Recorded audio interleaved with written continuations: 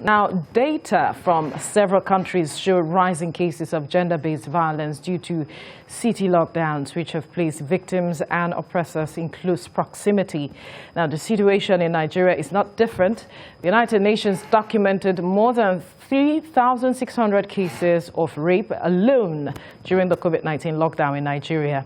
The most critical challenge at this time is tackling what could be called an existing pandemic of violence against the female gender.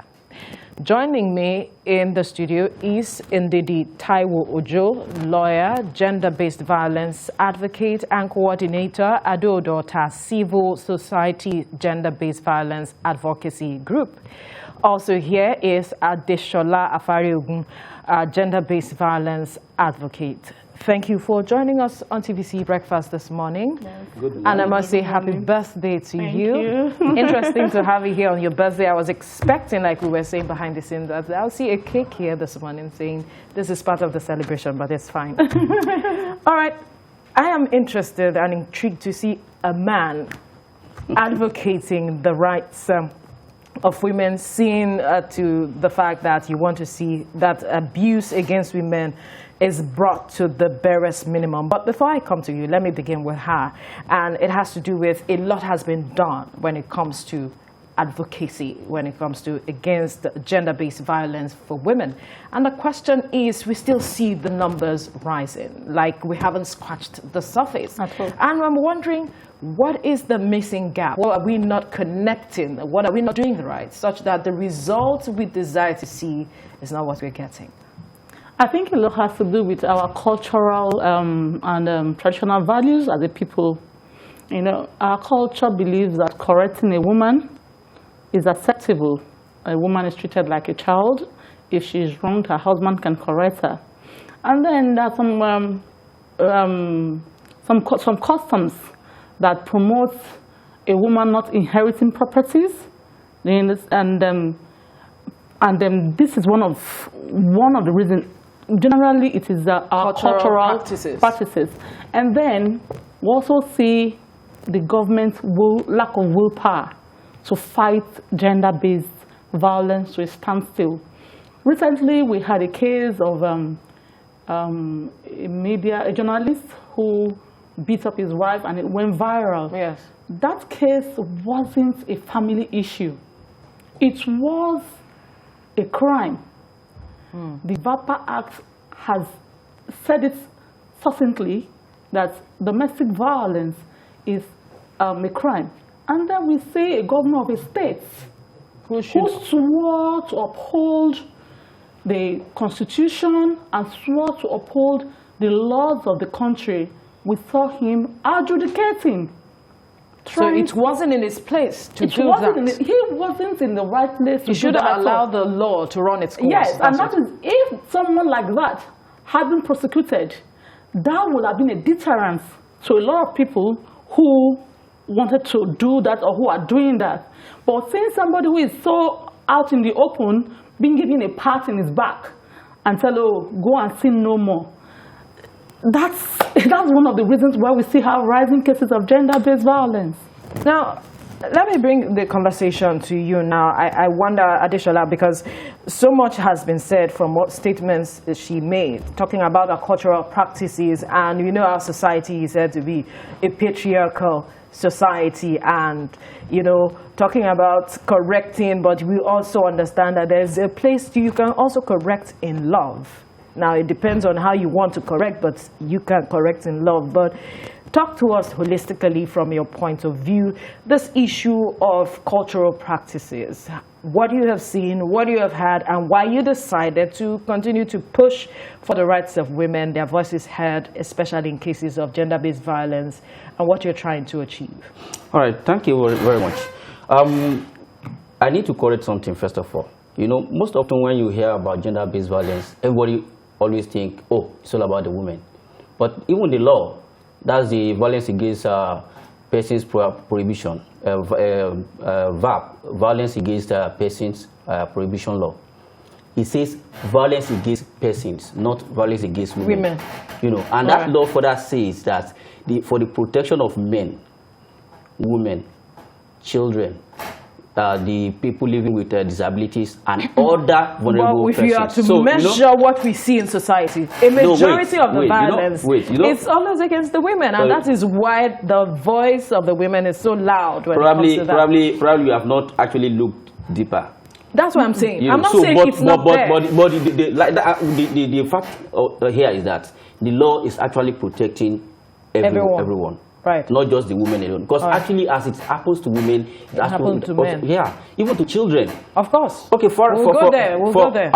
For example, like even for the men, there's something we call emotional abuse, psychological. It's both ways. You know, so so that's why most often let's leave the gender aside and let's look at the issues. Right. You know, and let us treat all issues accordingly. So how is culture, then let me rephrase the question, how is culture deepening or hindering the successes we are hoping to see? How is it deepening all of this violence against both sexes? If I may use that word. When you talk of culture, you know, it's a very deep thing, really.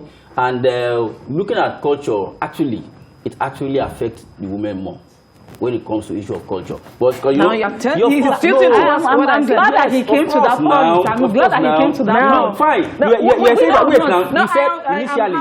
You said initially, you said you don't see men probably on these seats when it comes to issue like. But I have a wife, I have a mother, and I have a daughter. Right, very good. So go ahead with what you were saying. You know, so at the end of the day, when it comes to issue of culture, there are some things we need to imbibe, and there are so many we need to probably change and correct. Okay. You know, when it comes to the issue of culture, look at the issue of inheritance now. In some culture, a woman does not have a place at all when it comes to the issue of inheritance. You know, and we had a training recently. It was a woman PhD holder that came to deliver the training. In some culture, they don't even think a woman can become anything, and yet today. I'm sitting with two beautiful women here now, you know, and so many other women out there doing great things. Of course. You know, so we need to also look beyond the issue of that it's only the male child that is, because we are talking about of culture. Cultural practices. So when it comes to the issue of culture, you know, they want to see, how many boys child this woman have that, and it's not supposed to be like that. We have seen so many families where there is only a family of women, girls alone, and they have done great things. Yet there are so many families that the boys in the family are just not there. Right. You know, so we should treat the gender or the boys and girls equally, and that's why you see some of us, you know, men also advocating and talking to everyone now. Let us treat all gender equally. Equal. Okay. And what we are also now trying to do, for instance, now, because we need to walk the talk, not just. Absolutely. So one of the things we are doing right now is that luckily we got a small fund from Civicus from South Africa, right. You know, where we now did gender-based violence training in Adudo, local government. Okay. You know, so after we did that, it was just a 2-day training. We had a PhD holder from Crawford University to deliver to be one of the trainers, and we also had the area commander, Songo area commander, you know, who also came around. And at the end of that training, we transformed the participants into Adudu Ota Civil Society Gender-Based Violence Advocacy Group. And it's a multi-stakeholder group.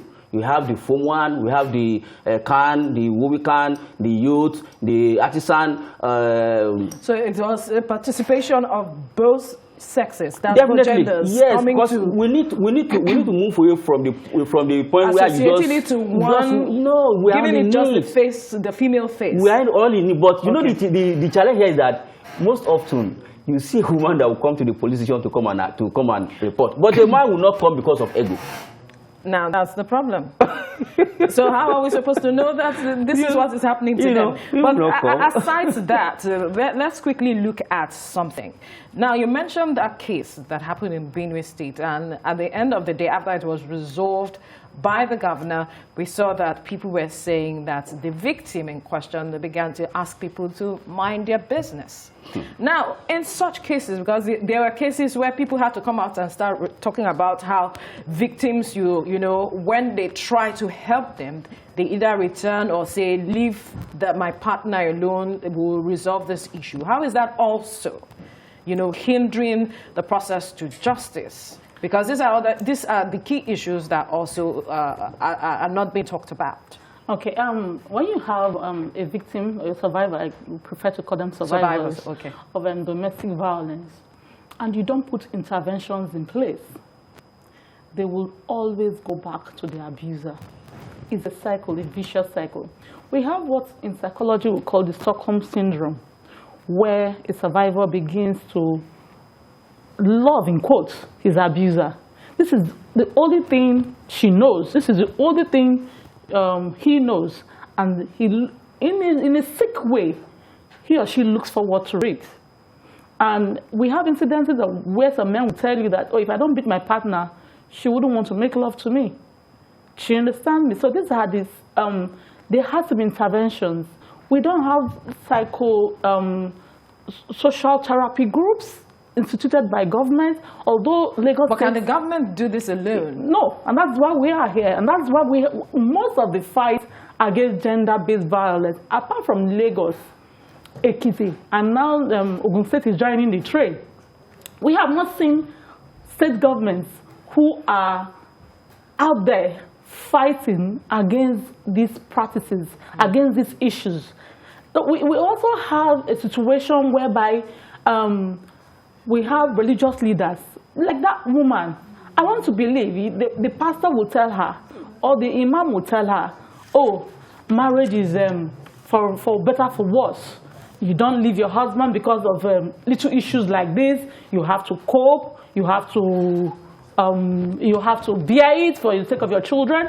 And so these are the issues that make such women, you know, when you don't have a support to go back to. I have a case I'm handling right now. A woman with 3-year-old child, 3 children, and she left. Do you know who those who are calling her prostitutes? Her own family.